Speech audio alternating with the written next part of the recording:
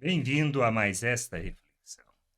Nós podemos aprender lendo as Escrituras e estando aberto a ouvir tudo que Deus quer nos falar, não olhando na nossa perspectiva, mas na perspectiva, sim, de querer conhecer a vontade de Deus, de querer compreender o que Ele tem para nos falar e como nos ensinar.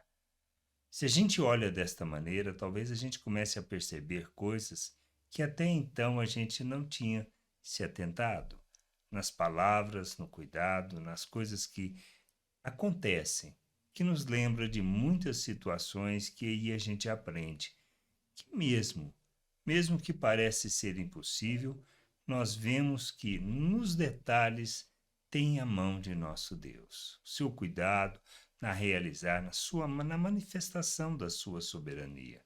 Assim foi na questão da morte de Jesus. Será que se não existisse ali naquela situação José de Arimateia, Nicodemos, o que será que teria acontecido? Como Deus iria resolver essa questão da morte de Jesus? São esses detalhes que a gente leva a, a nos ater àquilo que é importante. Se Deus preocupa com essas coisas, por que não preocuparia com as nossas vidas? Se ele preocupa com a questão da quantidade de cabelo que temos na cabeça e nenhum cai sem que ele saiba, será que não preocuparia com coisas maiores? Então, estas são as questões que nos levam a repensar nossa atitude, o nosso descansar em Deus, o vivermos na perspectiva espiritual que traduz os valores eternos e não as coisas desta vida. Lá em João 19, 38 e 40, podemos ler sobre isso. Diz assim: Depois disso, José de Arimateia, que era discípulo de Jesus, ainda que em segredo, porque tinha medo dos judeus. Ou seja, mesmo nessa condição, mesmo sendo discípulo, buscando, mas com medo de ser expulso da sinagoga, com medo do que a represária que poderia vir, ele era discípulo de Jesus. Falho? Errado? Talvez podemos discutir, mas tudo isso tem o propósito de Deus, porque era uma pessoa reconhecida com autoridade. E aí o que diz? Pediu a Pilatos permissão para tirar o corpo de Jesus. E Pilatos deu permissão. Então José de Arimateia foi e retirou o corpo de Jesus. E Nicodemos, aquele que anteriormente tinha ido falar com Jesus à noite, também foi levando cerca de 35 quilos de um composto de mirras e aloés. Tomaram, pois, o corpo de Jesus e envolveram em lençóis com óleo aromático, como é costume entre os judeus na preparação para o sepultamento. Ou seja, esses dois homens foram responsáveis por sepultar Jesus. E Jesus foi colocado no próprio túmulo de José de Arimateia.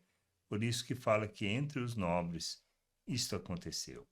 A gente precisa entender que estamos na mão de Deus. Ele cuida. Pode parecer que muitas vezes a situação esteja preta, mas a gente precisa entender que o nosso Deus está ali. Sua vara, seu cajado, como diz lá no Salmo 23, está nos guiando, nos consolando por esse caminho que a gente tem que caminhar. As situações, muitas vezes, é, di- dificulta a jornada. Isso a gente não tem dúvida.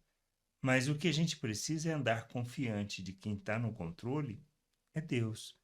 É Ele que está no controle de todas as coisas de nossas vidas, o que vai acontecer. Ele que permite, e permite por um processo maior, para a glória do reino, para a sua glória, para que a gente revele Ele em todas as situações, para que a gente entenda que Ele está cuidando de todas as coisas. Um mero detalhe: quem sepultaria Jesus?